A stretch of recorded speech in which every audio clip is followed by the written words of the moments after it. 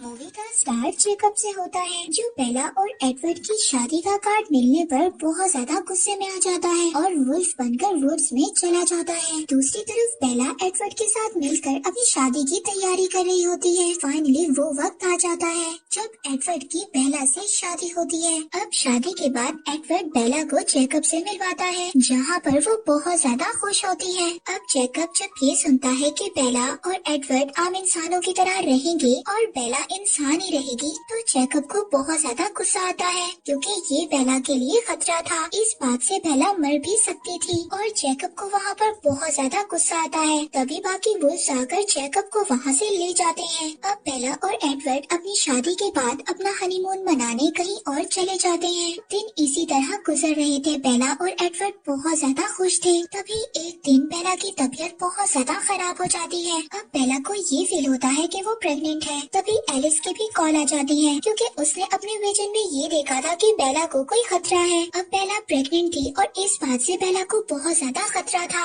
Edward बेला से कहता है, हम वापस जाएंगे और मिस्टर कलन को इस बात का बताएंगे। अब इस बात पर बेला रोसेली को कॉल करती है और उसको अपना बॉडीगार्ड बनने का कहती है, ताकि उसके बेबी को कोई भी कुछ न कर सके। दूसरी तरफ जैकब जब बेला के फादर से मिलने आता है, तो उसके फादर जैकब को बताते हैं कि बेला की तबीयत कुछ ठीक नहीं है। ये सुनकर जैकब को बहुत ज्यादा गुस्सा आता है और वो कलन्स फैमिली के पास चला जाता है। अब जब वो वापस आता है तो उसको पता चलता है कि बेला प्रेग्नेंट है और बेला 2 वीक्स में ही फुल प्रेग्नेंट नजर आ रही थी। अब बेला की तबीयत इस बात से बहुत ज्यादा खराब थी। बेला बहुत ज्यादा वीक नजर आ रही थी। अब एडवर्ड जैकब को अलग लेकर जाता है और उसको बताता है कि बेला चाहती है कि वो अपने आखिरी वक्त में वैम्पायर बन जाए। एडवर्ड जैकब को कहता है कि वो बेला को समझाए ताकि बेला अबॉर्शन करवा ले और उसकी जान बच जाए। एडवर्ड जैकब को ये भी कहता है, अगर बेला को कुछ हुआ तो जैकब उसको मार सकता है।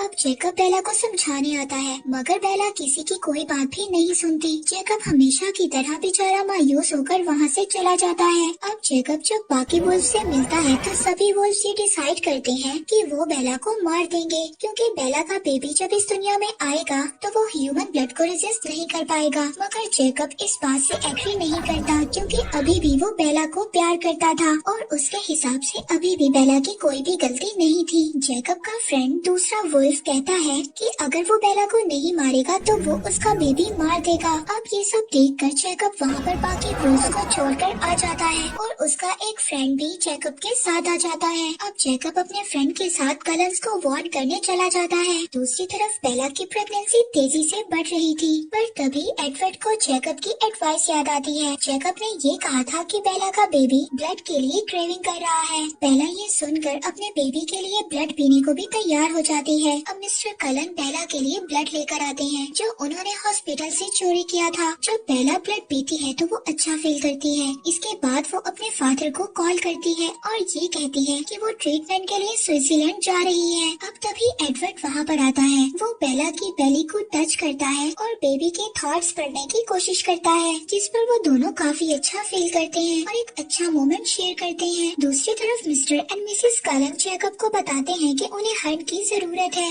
बेला के लिए भी और अपने लिए भी। जैकब उनको कहता है कि ये बिल्कुल भी सेफ नहीं है, लेकिन mister and Mrs kiln Jacob से कहते हैं कि इनके पास कोई और रास्ता नहीं है। अब जैकब उनकी हेल्प करता है। वो बाकी वुल्व्स को डिस्ट्रैक्ट करता है और बाकी वैम्पायर्स हंट के लिए निकल जाते हैं। अब जैकब के वापस आने पर बेला सबसे बच्चों के नाम डिस्कस कर रही थी। तभी बेला की बैकबोन टूट जाती है। अब वो लोग मिस्टर कलन के बगैर ही बेला को सी सेक्शन के लिए ले जाते हैं। अब बेला को यहाँ पर एक बेबी गर्ल होती है। बेला और एडवर्ड दोनों मिलकर अपनी बेटी का नाम रेनिस में रखते हैं। एडवर्ड बेला को वैम्पायर में चेंज करने की कोशिश करता है, मगर बेला रिस्पॉन्ड करने की बजाय मर जाती है। ये एक बहुत ही ज्यादा इमोशनल मोमेंट होता है।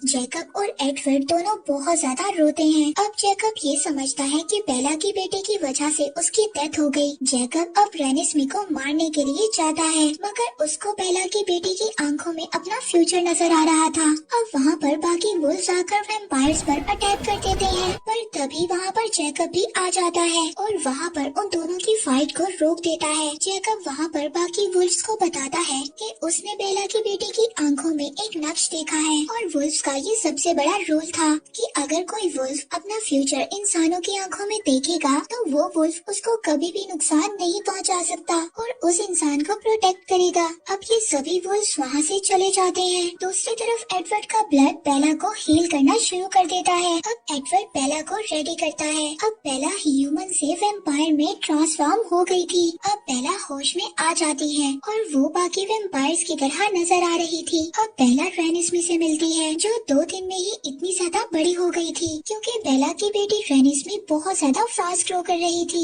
तभी बेला को रेनिस्मी को देखकर ये पता चलता है कि जैकब ने रेनिस्मी की आंखों में अपना फ्यूचर देखा है, जिस पर बेला बहुत ज्यादा गुस्सा होती है और जैकब को मारने लगती है, मगर जैकब बेला को समझाता है। अब उसी रात बेला की बर्थडे थी। सभी कलन्स फैमिली मिलकर बेला को एक हाउस गिफ्ट करते हैं जिसमें बेला और एडवर्ड दोनों रात गुजारते हैं और बहुत ज्यादा खुश होते हैं। अब नेक्स्ट मॉर्निंग बेला को ये पता चलता है कि उसके फादर उसके लिए रोजाना कॉल करते हैं, जिस पर सभी वैम्पायर्स ये डिसाइड करते हैं कि बेला के फादर को ये बता देंगे कि बेला की डेथ हो गई है, मगर उसके बाद वो लोग ये टाउन छोड़कर चले जाएंगे। अब जैकब इस बात से डर गया था कि वो रेनिस्मी से दूर हो जाएगा। तभी वो बेला के फादर के पास जाता है और उनको बताता है कि जैसी दुनिया आपको नजर आ रही है वैसी बिल्कुल नहीं है और बेला अब चेंज हो गई है। ये कहकर वो खुद वुल्फ में बदल जाता है। अब ऐसा करने से कलन्स फैमिली को बेला के फादर से झूठ नहीं बोलना पड़ता और रेनिस्मी भी जैकब से दूर नहीं होती।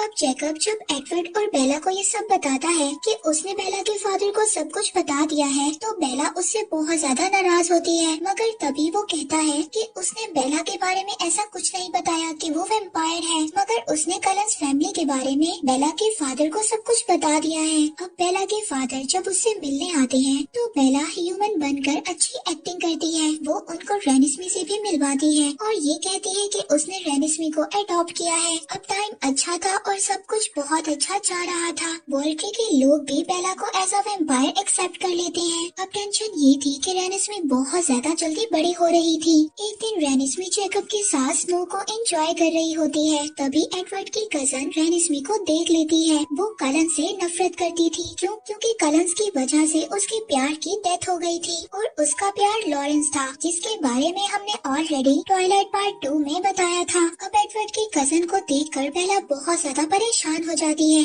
अब बेला उसका पीछा भी करती है लेकिन वो वहाँ से भाग जाती है और एडवर्ड की कजन अब ये समझती है कि रेनिस्मी एक इमॉर्टल चाइल्ड है और इसके बारे में वॉल्ट्री को इन्फॉर्म कर देती है। अब इमॉर्टल बच्चे वो होते हैं जिन बच्चों को बचपन में ही बदला जाता है। वो बच्चे ना तो चेंज हो सकते हैं और ना ही अपनी ब्लड क्रेविंग को रोक सकते हैं, जिसकी वजह से वो सबसे ज्यादा खतरनाक होते हैं और ऐसे बच्चों को मार दिया जाता है और साथ ही उनके पेरेंट्स को भी। अब वॉल्ट्री के लोग कलन्स पर अटैक करने आ रहे थे और इस बात का विजन एलिस को आ जाता है। अब कलन्स फैमिली वॉल्ट्री से फाइट नहीं करना चाहती थी, इसीलिए वो लोग विटनेस इकट्ठा करते हैं ताकि वो वॉल्ट्री के लोगों को ये बता सके कि रेनिस्मी इमॉर्टल चाइल्ड नहीं है। अब एलिस और उसका कजन एक स्पेशल विटनेस के लिए चले जाते हैं और साथ ही वो वुल्फ के पास कलन्स फैमिली के लिए मैसेज छोड़ जाते हैं कि जितनी जल्दी हो सके विटनेस को इकट्ठा करें। अब कलन्स फैमिली के लोग अलग अलग शहरों में जाकर अपने लिए विटनेस को इकट्ठा करते हैं और बहुत सारे वैम्पायर्स को इकट्ठा कर अपने घर में ले आते हैं, जिनमें काफी गिफ्टेड वैम्पायर्स भी होते हैं। जैसा कि उन वैम्पायर्स में एक लड़की ऐसी थी जो अपनी मर्जी से किसी को भी अपनी मर्जी के विजन्स दिखा सकती थी।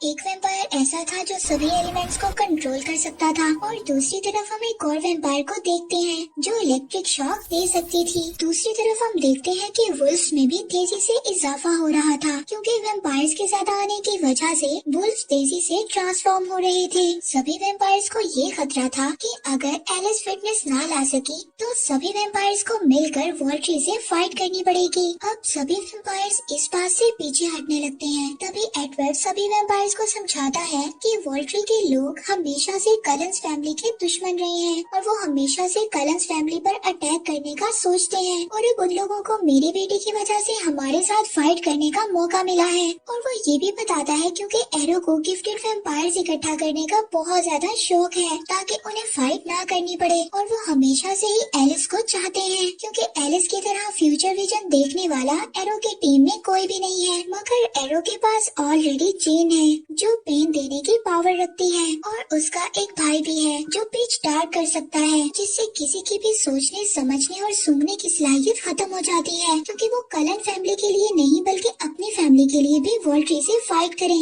वोल्ट्री को सिर्फ पावर से मतलब है और किसी चीज से नहीं। अब सब लोग एडवर्ड की बात सुनकर रेडी हो जाते हैं और वो ये कहते हैं कि अगर फाइट करने की नौबत आई तो वो पीछे नहीं हटेंगे और वोल्ट्री के लोगों का मुकाबला करेंगे। और इन लोगों को बेला की अब एक स्पेशल पावर का भी पता चलता है, जो कि एक मेंटल शील्ड होती है जो बेला को प्रोटेक्ट करती है। यही वजह थी एडवर्ड कभी भी बेला के माइंड को रीड नहीं कर सका, और इसीलिए हमने देखा था कि एरो भी बेला के थॉट्स को पढ़ नहीं सकता था। अब वो लोग बेला को ये भी सिखाते हैं कि बेला को कैसे अपनी पावर्स को दूसरों के लिए यूज करना है। वो लोग बेला को मोटिवेट करने के लिए उनमें से एक वैम्पायर एडवर्ड को करंट देती है। इसी वजह से बेला बहुत जल्दी अपनी शील्ड से कैसे दूसरों को प्रोटेक्ट करना है सीख लेती है। दूसरी तरफ बेला को एलिस का वही लेटर भी मिलता है जिसमें एलिस ने बेला को ये मैसेज दिया था कि उसकी थॉट्स ही एरो से बची हुई है। अब बेला एक स्पेशल आदमी से भी मिलती है ताकि वो जैकब और रेनिस्मी का पासपोर्ट और टिकट्स वगैरह ले सके।